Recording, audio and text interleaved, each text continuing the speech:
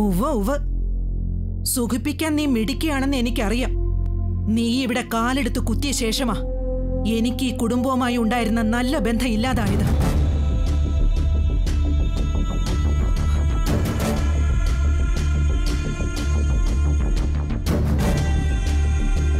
മോളെ പ്രിയേ, നിന്നെ ഓർത്ത് മാത്രം അപ്പച്ചി വന്നത്. നിനക്കും നിനക്ക് പിറക്കാൻ പോകുന്ന കുഞ്ഞിനും ഈ അച്ഛൻ പെങ്ങളുടെ എല്ലാ അനുഗ്രഹവും ഉണ്ടാവും.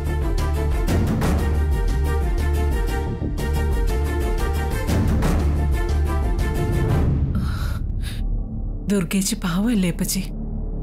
ചേച്ചിയെ കൂടി അപ്പച്ചി അനുഗ്രഹിക്കണം.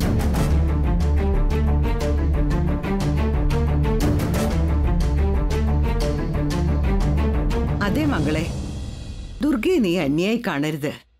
എനിക്ക് ദുർഗയും പ്രിയയും ഒരുപോലെയാ. അത് നിങ്ങൾക്ക്. പക്ഷെ എന്റെ മകൾക്ക് കിട്ടേണ്ട സ്ഥാനം കൈയടക്കിയ ഇവൾ ഈ മംഗളയ്ക്ക് ശത്രുവാ, ആ ജന്മശത്രു.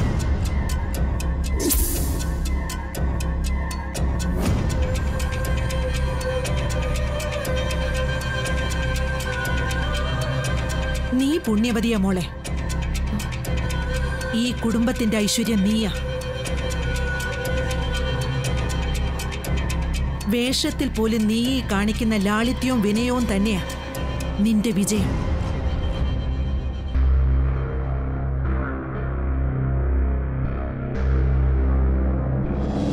പട്ടും പണ്ടവും അണിഞ്ഞ് കെട്ടുകാഴ്ച പോലെ ഇറങ്ങിയതുകൊണ്ടൊന്നും നല്ല കുഞ്ഞിന് ജന്മം നൽകാനാവില്ല. അതിന് ഗുരുത്വവും യോഗവും വേണം. ദോഷജാതകക്കാരിക്ക് ചാപിള്ളയെ ജനിക്കും.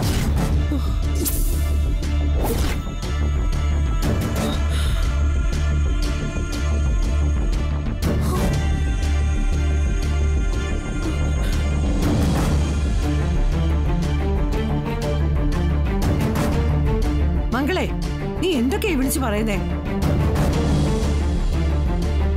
എന്റെ മരുമോൾക്ക് ഒരു ജാതകദോഷവും ഇല്ല. എന്നിട്ടാണോ 2 തവണ ഗർഭം അലസിപ്പോയത്?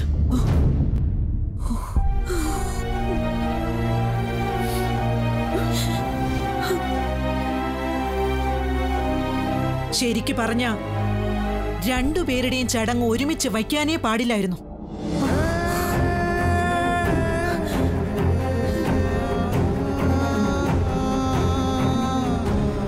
ഇവളുടെ ദോഷം എന്റെ പ്രിയമോളെ കൂടി ബാധിക്കും.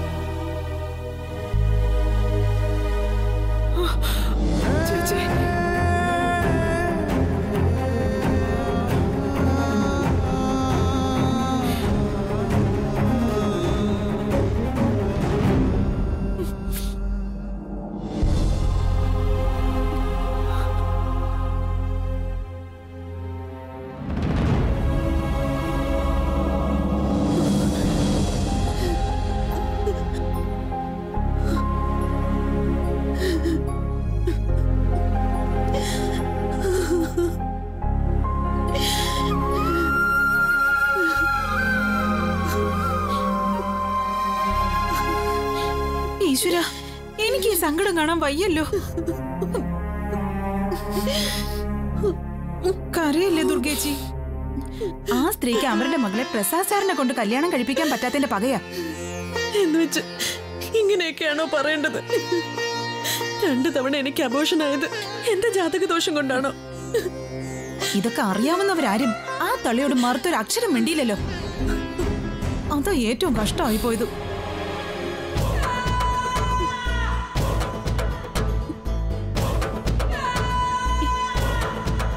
എന്റെ ദുർഗേച്ചി കൂടപ്പിറപ്പിനെ പോലെ കൊണ്ടു നടക്കുന്നവളല്ലേ പ്രിയ?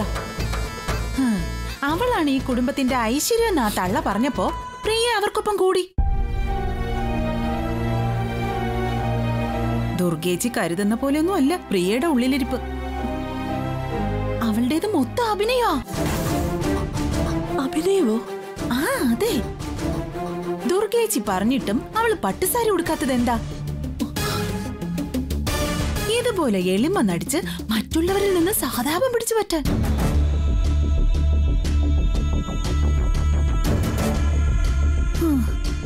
അന്തസ്സോടെ ഉടുത്തൊരുങ്ങി നടക്കുന്ന ദുർഗേച്ചിയെ അഹങ്കാരിയായി ചിത്രീകരിക്കണം.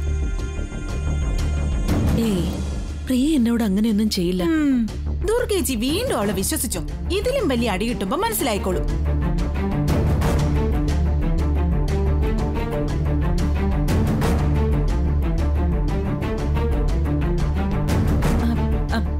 പ്രിയക്ക് ചേച്ചിയോട് അത്രയ്ക്ക് ഇഷ്ടമാണെങ്കിൽ ചേച്ചി നാണം കേട്ട് ഓടി വന്നപ്പോ അവളും കൂടെ വരേണ്ടതല്ലായിരുന്നോ? എന്നിട്ട് ദൂരെ വന്നോ?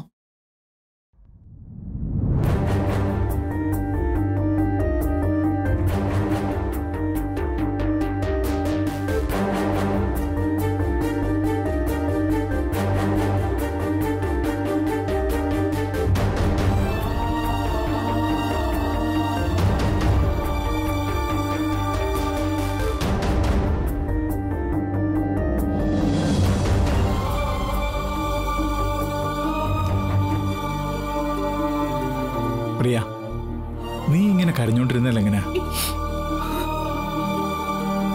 അപമാനിക്കപ്പെട്ടത് ദുർഗേച്ചിയല്ലേ? നീ ദുർഗേച്ചിയെ ആശ്വസിപ്പിക്കുക വേണ്ടത്. പ്രിയക്ക് സങ്കടം ഉണ്ടാവില്ലേ ജയ? ദുർഗയ്ക്ക് നൊന്താൽ ഇവൾ എങ്ങനെ സഹിക്കും? ആ സ്ത്രീ ഇപ്പോഴും അവിടെ ഞെളിഞ്ഞിരിക്കുക. ആദ്യം അവരെവിടെ ഇറക്കി വിടണം, എങ്കിലും ദുർഗയ്ക്ക് ആശ്വാസമാവും. മോനെ, നിങ്ങളുടെ അച്ഛന്റെ സഹോദരിയാ. അദ്ദേഹത്തെ ഓർത്തെങ്കിലും.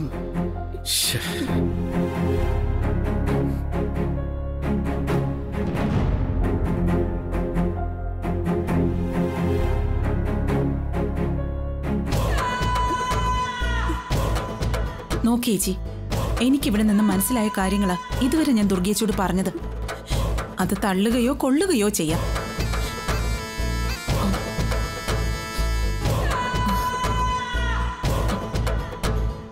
പക്ഷെ ഇനിയെങ്കിലും ചേച്ചി സ്വയം ഒന്ന് സൂക്ഷിക്കുന്നത് നല്ലതാ. മോളെ, മംഗളയുടെ സ്വഭാവം നമുക്കൊക്കെ അറിയാവുന്നതല്ലേ? അതുകൊണ്ടാ ഈ ചടങ്ങിന് പോലും ക്ഷണിക്കാതെ ഇരുന്നത്. എന്നിട്ടും കേറി വന്ന്. ചേച്ചി, അപ്പച്ചിക്ക് വേണ്ടി ഞാൻ ദുർഗേച്ചിയോട് മാപ്പ് ചോദിക്കുക. അവരങ്ങനെയൊക്കെ പറഞ്ഞത് വലിയ തെറ്റ് തന്നെയാ. തെറ്റും ശരിയും ഇപ്പോഴാണോ എല്ലാവർക്കും ബോധ്യപ്പെട്ടത്?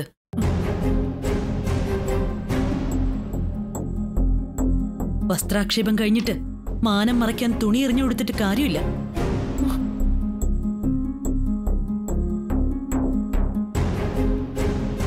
ഞാൻ എന്തായാലും അപമാനിക്കപ്പെട്ടു. അത് കണ്ട് മിണ്ടാതിരുന്നവരും എന്നെ അപമാനിച്ചവരും എനിക്കിപ്പോ ഒരുപോലെയാ.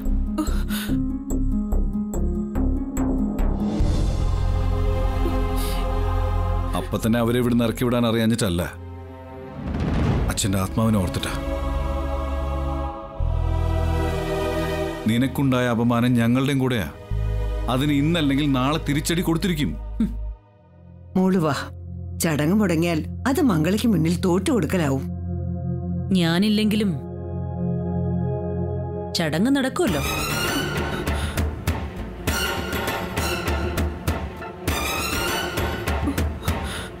ഇല്ല, ചേച്ചി വരാതെ ഞാൻ ഈ ചടങ്ങിനിരിക്കില്ല.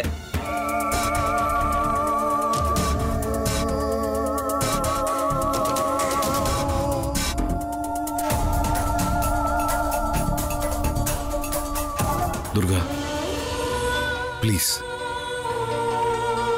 ഞാൻ വരാം. വാ മോളെ. വന്നോളാന്ന് പറഞ്ഞില്ലേ? മോള് വാ.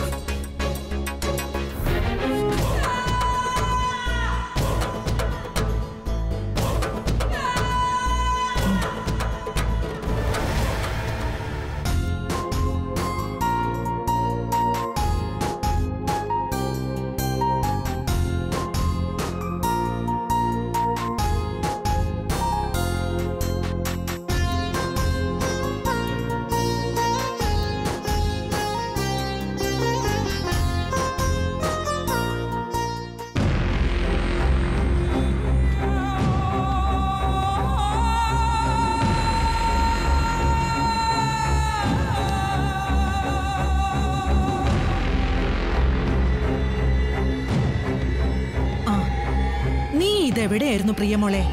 രാഹുകാലത്തിനു മുമ്പ് ചടങ്ങ് നടത്തണ്ടേ? എല്ലാരെയും കൈകൂപ്പി വന്നിച്ച് അനുഗ്രഹം വാങ്ങിക്ക്. ആ ശരി, ഇങ്ങ് വന്നേ. ഇതാരാ വന്നിരിക്കുന്ന നോക്കിയേ. മോള് മാത്രമേ ഉള്ളൂ പരിചയപ്പെടാൻ, ബാക്കി എല്ലാവരും പരിചയപ്പെട്ടു. നമ്മുടെ കാവിൻ പുറത്തെ വലിയമ്മാവിന്റെ മൂത്ത മകന്റെ ഭാര്യയെ.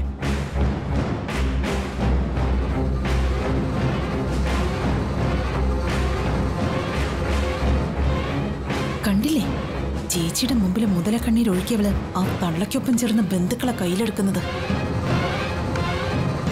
ഇതങ്ങനെ വിട്ടുകൊടുക്കരുത് ചേച്ചി. ഇനി ആ തള്ള എന്തെങ്കിലും പറഞ്ഞു വന്ന തക്ക മറുപടി കൊടുക്കണം.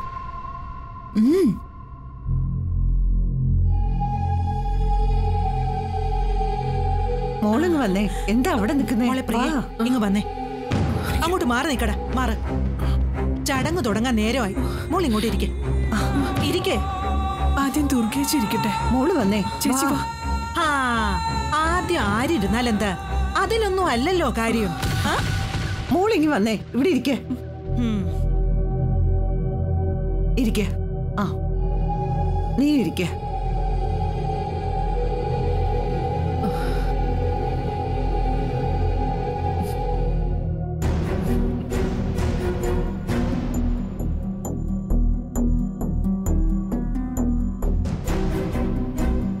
സാധാരണ 7-ാം മാസത്തിൽ ഗർഭിണിയായ പെണ്ണിനെ പ്രസവത്തിനായി ഭർത്താവിന്റെ വീട്ടിൽ നിന്ന് സ്വന്തം വീട്ടിലേക്ക് അയക്കുന്നതാ ചടങ്ങ്. പക്ഷെ ഈ കുടുംബത്തിൽ അത് നടപ്പില്ല. എന്റെ മാധവേട്ടന്റെ ആഗ്രഹപ്രകാരം പ്രിയമോളെ ഭർത്താവിന്റെ വീട്ടിലേക്ക് അയക്കുന്നതിന് പകരം ഇവൾക്കൊരു ഭർത്താവിനെ ഇങ്ങോട്ടെടുക്കുകയാണല്ലോ ചെയ്തത്.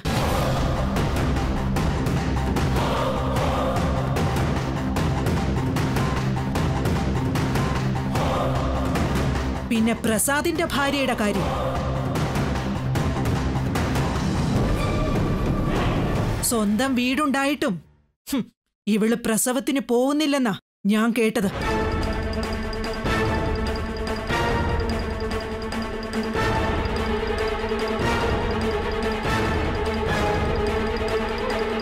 അതെ, ദുർഗയെ പ്രസവത്തിന് അവളുടെ വീട്ടിലേക്ക് അയക്കേണ്ടെന്ന് തീരുമാനിച്ചത് ഞാനാ. ഇവളെനിക്ക് മരുമകളല്ല, എന്റെ സ്വന്തം മകൾ തന്നെയാ. പിന്നെന്തിനു ദുർഗ ഇവിടുന്ന് പോണം? എന്റെ 2 മക്കളുടെയും കുഞ്ഞുങ്ങൾ ഈ തറവാട്ടിൽ തന്നെ ജനിച്ചു വളരണം. ഇതും മാധവേട്ടന്റെ ഒരു ആഗ്രഹമായിരുന്നു. അതെ, ഇപ്പൊ എല്ലാവർക്കും കാര്യങ്ങൾ മനസ്സിലായല്ലോ. ഇവിടെ എന്താ ഇങ്ങനെയെന്ന് അതിഥികൾക്കാർക്കും തോന്നരുതല്ലോ എന്ന് കരുതിയ ഞാൻ പറഞ്ഞത്.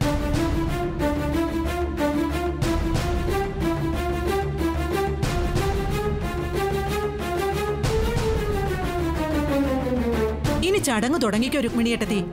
എല്ലാവരും കുറെ നേരമായിട്ട് കാത്തിരിക്കല്ലേ. വാ മോനെ, ചടങ്ങ് തുടങ്ങാം. ആ ചെല്ല് ചെല്ല്.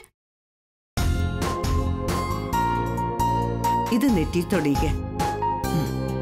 തൊടിയിക്ക്.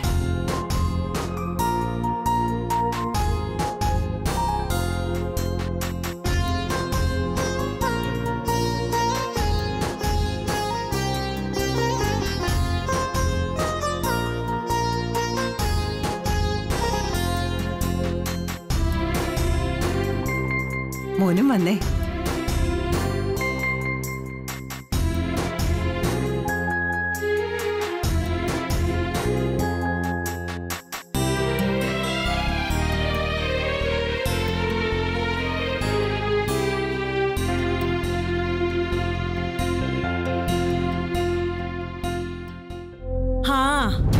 അച്ഛൻ ജീവിച്ചിരിപ്പില്ലാത്ത സ്ഥിതിക്ക് അച്ഛൻ പെങ്ങൾക്കൊരു കടമയുണ്ടല്ലോ.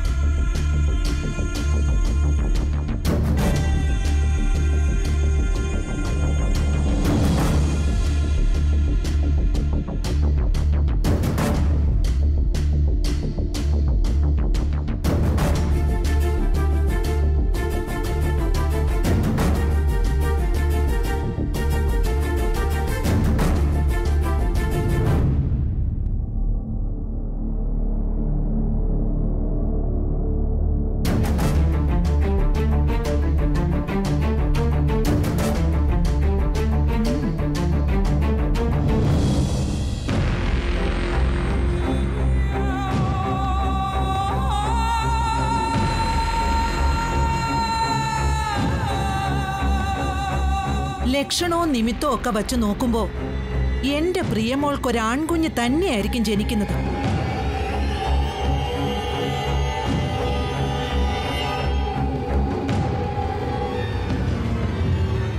ദുർഗേച്ചിക്ക് ജനിക്കുന്നതും ആൺകുഞ്ഞ് തന്നെയായിരിക്കും. അതിലാർക്ക് സംശയമൊന്നും വേണ്ട. അല്ലേ, അത് നിനക്കെങ്ങനെ ഉറപ്പിക്കാൻ പറ്റും? കല്യാണം പോലും കഴിച്ചിട്ടില്ലാത്ത നിനക്ക് ഈ ഗർഭിണിയെ നോക്കി എങ്ങനെ ലക്ഷണം പറയാൻ സാധിക്കും? സുലു എന്നോടുള്ള ഇഷ്ടം കൊണ്ട് പറഞ്ഞതായിരിക്കും. ഇഷ്ടം ഓരോരുത്തരുടെയും ഇഷ്ടം നോക്കിയാണല്ലോ ദൈവം സന്തതികളെ കൊടുക്കുന്നത്.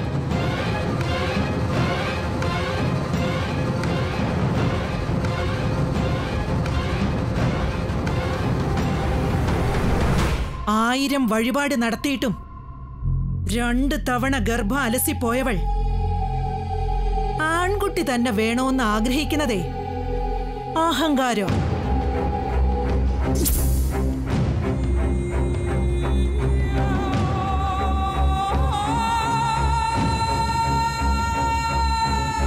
ഇത്തവണയെങ്കിലും ഒരു കുഞ്ഞിനെ ജീവനോടെ കിട്ടണേന്ന് പ്രാർത്ഥിക്ക്.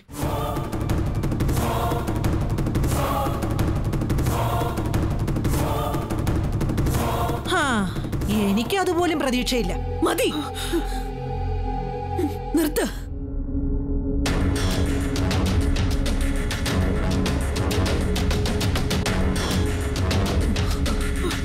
നിങ്ങൾ ഇവിടെ വന്നത് മുതൽ എന്നെ ചവിട്ടി താഴ്ത്തിക്കൊണ്ടിരിക്കുക. ഭർത്താവിന്റെ അപ്പച്ചയല്ലേ എന്ന് കരുതിയ ഞാൻ ഇതുവരെ കേട്ടു നിന്നത്. പക്ഷേ എനിക്ക് ജനിക്കാൻ പോകുന്ന കുഞ്ഞിനെ കുറിച്ച് ആ കരിനാക്ക് വളച്ചെന്തെങ്കിലും പറഞ്ഞാലുണ്ടല്ലോ. നിർത്തടി. ദുർഗ, ക്ഷമിച്ചേക്ക്. എന്താടാ പ്രസാദേ, നീ ക്ഷമിക്കാൻ പറഞ്ഞില്ലെങ്കിൽ നിന്റെ ഭാര്യ എന്നെ അങ്ങ് മൂക്കി വലിച്ച് കേറ്റിക്കളയുന്ന പേടിയുണ്ടോ നിനക്ക്? അപ്പച്ചി, ഇവിടെ ഒരു ചടങ്ങ് നടക്കുക. എന്തിനാ ഈ കുടുംബത്തിലെ എല്ലാ സന്തോഷവും നിങ്ങൾ ഇങ്ങനെ തല്ലിക്കെടുത്താൻ നോക്കുന്നത്? ഞാൻ എന്റെ മനസ്സിൽ തോന്നിയ ഒരു സത്യം പറഞ്ഞതിന് നിന്റെ ഭാര്യ എന്തിനാടാ ഇങ്ങനെ കിടന്ന് തുള്ളുന്നത്?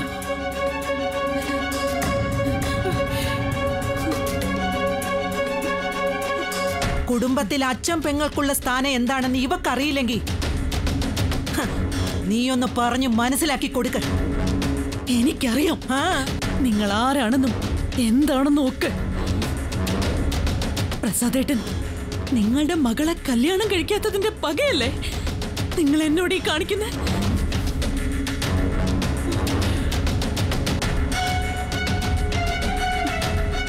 തൂത്തെറിയും തോറും തിരിച്ചു വരുന്നതേ അട്ടയുടെ സ്വഭാവമാ.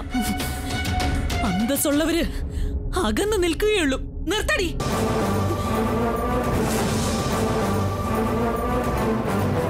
എന്റെ മുഖത്ത് നോക്കി തറുതല്ല പറയുന്നോടി അഹങ്കാരി.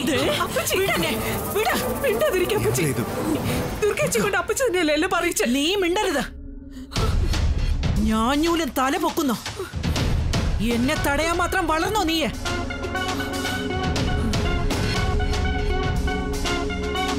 പ്രിയേ, നീ ഒന്നും പറയാൻ നിൽക്കണ്ട. നിന്റെ അപ്പച്ചിയുടെ നാക്കത്ര നല്ലതല്ല. കൊള്ളാം. വലിയ കഷ്ടം അപ്പച്ചി. ഇതുകൊണ്ടാണ് നിങ്ങൾ ഒരു ചടങ്ങിന് ക്ഷണിക്കാത്തത്. ഒരു സമാധാനം തരരുത്. അതെ, നിന്റെ സമാധാനക്കേടെ ഈ രാശിയില്ലാത്തവളെ കെട്ടിയതുകൊണ്ടാ, അല്ലാതെ ഞാനല്ല. നീ നോക്കിക്കോ, ഇത്തവണയെങ്കിലും നിനക്കൊരച്ഛനാകാൻ ഭാഗ്യം ഉണ്ടാവുകയാണെങ്കിൽ ഇവളെ ഇവളുടെ അമ്മ പ്രസവിച്ചതുപോലെ ഇവളും ഒരു പെണ്ണിനെ മാത്രമേ പ്രസവിക്കൂ.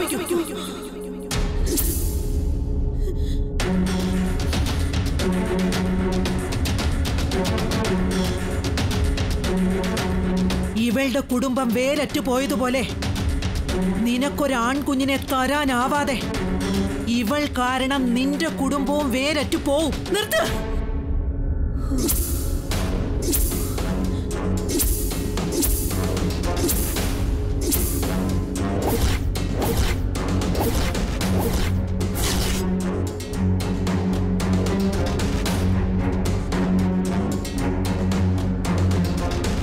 ഇതുവരെ ഞാനൊരു കുഞ്ഞിനെ വേണമെന്ന് മാത്രമേ ആഗ്രഹിച്ചിട്ടുള്ളൂ.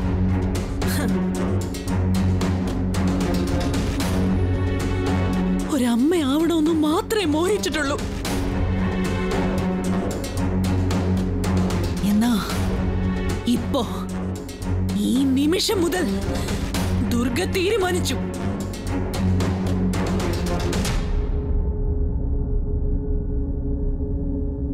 ഞാൻ പ്രസവിക്കുന്നെങ്കിൽ അതൊരാൺകുഞ്ഞിനെ തന്നെയായിരിക്കും.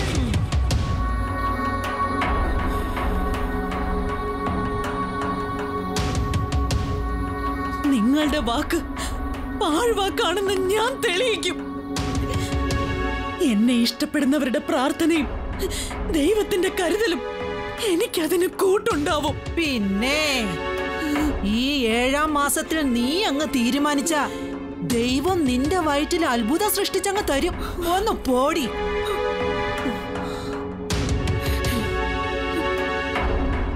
മകളെ, നിന്റെ ഈ ശാപവാക്കുകളൊന്നും നിർത്തുന്നുണ്ടോ? ആദ്യം നിങ്ങളുടെ മരുമകളോട് നിർത്താൻ പറ. ഞാൻ ജനിച്ചു വളർന്ന എന്റെ തറവാട്ടിൽ നിന്നുകൊണ്ടാ എവിടെ നിന്നോ കയറി വന്ന ഒരുത്തി എന്നോട് കൊമ്പ് കോർക്കുന്നത്. ഞാനായിട്ട് ആരോടും കൊമ്പ് കോർക്കാൻ വന്നിട്ടില്ല. എന്നാ നിങ്ങളുമായിട്ടുള്ള ഈ യുദ്ധത്തിൽ ഇനി ഒരാടി പുറകോട്ട് ദുർഗ പോകാൻ തയ്യാറല്ല. വേണ്ട ദുർഗ, നമുക്ക് വാശി മത്സരമൊന്നും വേണ്ട. എന്താ മത്സരിച്ച?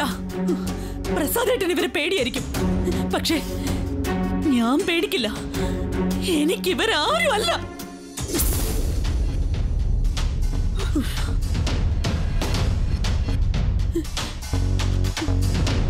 ഒരാൺകുഞ്ഞിന് ജന്മം നൽകി നിങ്ങളുടെ മുമ്പിൽ ജയിച്ച് കാണിക്കണം എനിക്ക്.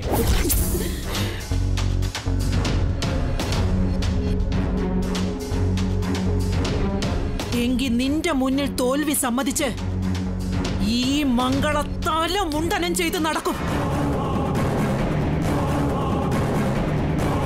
മറിച്ചാണ് സംഭവിക്കുന്നതെങ്കിലോ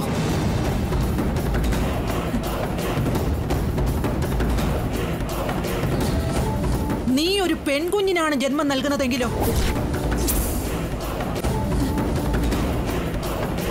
അങ്ങനെ നിങ്ങളുടെ മുമ്പിൽ എനിക്ക് തോൽക്കേണ്ടി വന്ന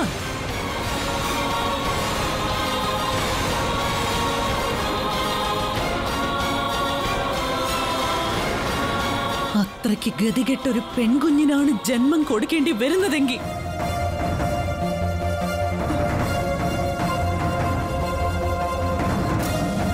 അതിനൊരു തുള്ളി മുലപ്പാല് പോലും കൊടുക്കാൻ നിൽക്കാതെ ഈ ദുർഗ സ്വയം ജീവനൊടുക്കിയിരിക്കും.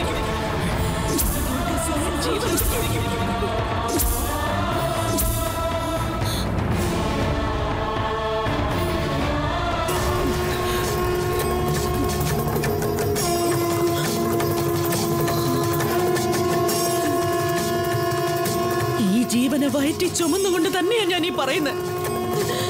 ഇതാൺകുഞ്ഞല്ലെങ്കിൽ ഇതിന് അമ്മയുണ്ടാവില്ല.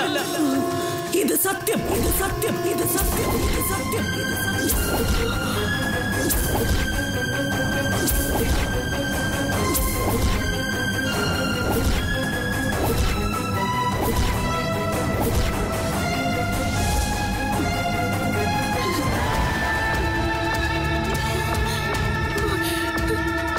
ദുർഗേച്ചി, ദുർഗേച്ചി,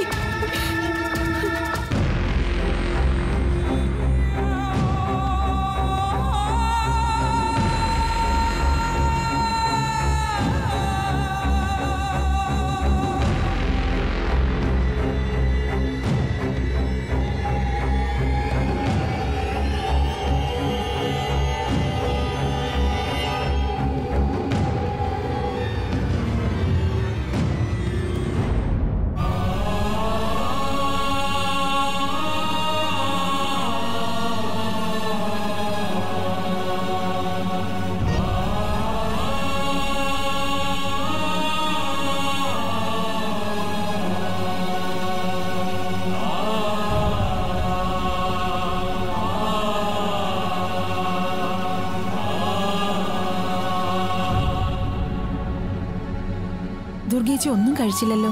ഞാൻ ഇങ്ങോട്ട് കൊണ്ടുവരട്ടെ? വേണ്ട, വിശപ്പില്ല എന്ന് പറഞ്ഞാൽ എങ്ങനെയാ? വാശിയ. എനിക്ക് ആ സ്ത്രീയുടെ മുമ്പിൽ ജയിക്കണം. ജയിക്കണമെങ്കിൽ മനസ്സിനും ശരീരത്തിനും കരുത്ത് വേണം ചേച്ചി. പട്ടിണി കിടന്ന ചേച്ചിയുടെ വയറ്റിൽ കിടക്കുന്ന കുഞ്ഞിന് അതിന്റെ ദോഷം.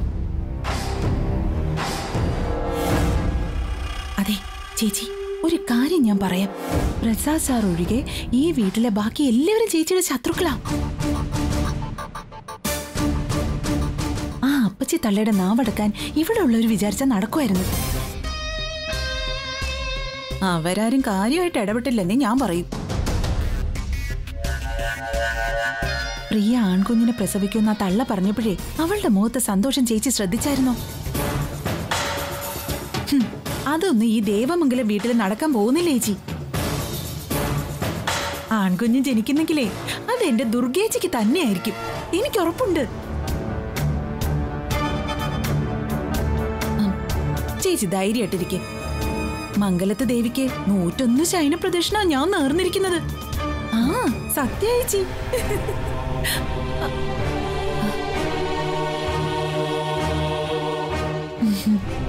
എന്തേലും ആവശ്യമുണ്ടെങ്കിൽ വിളിക്കണേ.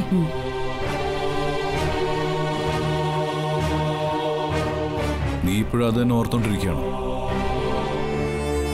ഈ സമയത്ത് ഇങ്ങനെ മനസ്സ് വിഷമിപ്പിച്ച അത് നമ്മുടെ കുഞ്ഞിനെയായിരിക്കും ബാധിക്കുന്നത്. അപ്പച്ചി നിനക്കറിയാവുന്നതല്ലേ, വായി തോന്നിയൊക്കെ വിളിച്ചു പറയുന്നതല്ലേ സ്വഭാവം. അവര് പറയുന്നൊന്നും കാര്യാക്കേണ്ടതില്ലായിരുന്നു. ഞാനായോ ഇപ്പൊ തെറ്റ് ചെയ്തത്? അത് വേണ്ട, എനിക്കൊന്നും കേൾക്കണ്ട. എന്നോട് ആർക്കും എന്തും പറയാം, ശാപം കിട്ടിയാലൊന്നും വിളിക്കാം, എല്ലാം ഞാൻ സഹിക്കാം. പക്ഷേ എന്റെ കുഞ്ഞിനെ കുറിച്ച് പറഞ്ഞ ഞാൻ സഹിക്കില്ല. നമ്മുടെ കുഞ്ഞിന്റെ കാര്യത്തില് നീ ശപഥം ചെയ്യേണ്ട കാര്യം ഉണ്ടായിരുന്നില്ല. നമുക്ക് വിധിച്ചതേ നമുക്ക് കിട്ടൂ. അപ്പച്ചിയുടെ വാക്കിനൊന്നും അവിടെ ഒരു പ്രസക്തിയില്ല. ആണായാലും പെണ്ണായാലും ജനിക്കുന്ന കുഞ്ഞ് നമുക്ക് നിധിയാണെന്ന് ചിന്തിച്ച പ്രശ്നം തീർന്നു. ഇല്ല, ഈ പ്രശ്നം അങ്ങനെ എളുപ്പം തീരില്ല.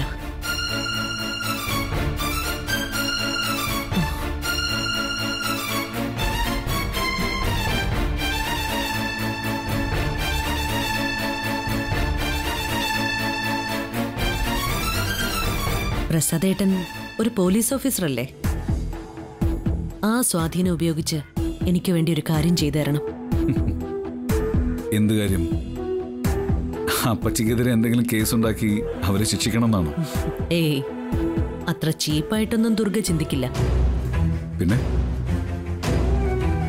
എന്റെ വയറ്റിൽ വളരുന്ന കുഞ്ഞ് ആണോ പെണ്ണോ എന്ന് എനിക്കറിയണം. നാളെ തന്നെ സ്കാൻ ചെയ്യണം. നോ ദുർഗ, നിനക്ക് വേണ്ടി ഞാൻ എന്തും ചെയ്യും. പക്ഷെ ഇത് വേണ്ട. അഥവാ നമുക്ക് പെൺകുഞ്ഞാണെങ്കിൽ ഇപ്പോഴത്തെ ഒരു സാഹചര്യത്തിൽ അത് നിന്നെ മാനസികമായിട്ട് തകർക്കും.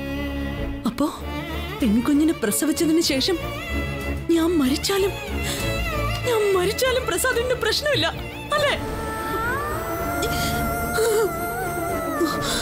നിങ്ങൾക്ക് എന്റെ കുഞ്ഞിനെ മതി, ഞാൻ വേണ്ടല്ലേ?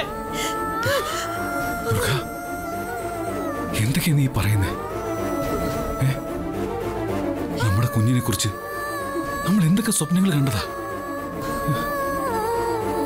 ആ സമയത്ത് നമ്മൾ ഇതാണാണോ പെണ്ണാണോ എന്നൊക്കെ ചിന്തിച്ചിട്ടുണ്ടോ? പിന്നെ ഇപ്പൊ എന്താ?